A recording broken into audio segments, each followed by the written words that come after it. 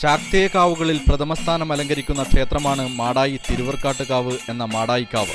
മീനമാസത്തിലെ കാർത്തിക മുതൽ മകന്നാൾ വരെ നീണ്ടു നിൽക്കുന്നതാണ് പൂരോത്സവം.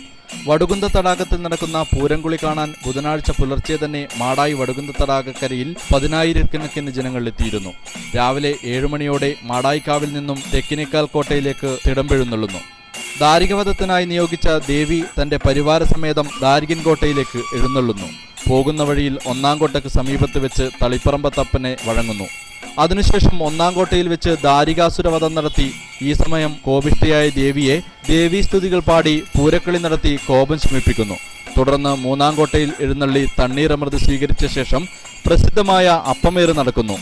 ശേഷം വടുകുന്ത തടാകത്തിലെത്തുന്ന ദേവി ഭഗവാന്റെ നിവേദ്യം സ്വീകരിച്ച് വടുകുന്ത തടാകത്തിലെത്തി 10,000-ങ്ങളെ സാക്ഷിയാക്കി പൂരംകുളി നടത്തുന്നു.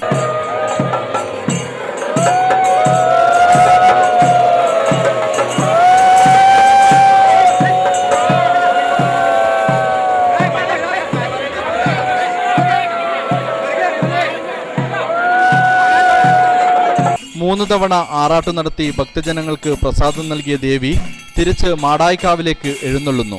പൂരനാൾ രാത്രി 12 മണിയോടെ പൂരട നിവേദ്യത്തോടെ കാർത്തിക നാൾ മുതൽ പൂരം വരെ നീണ്ടു നിൽക്കുന്ന പൂരോത്സവത്തിന് സമാപനമാവും.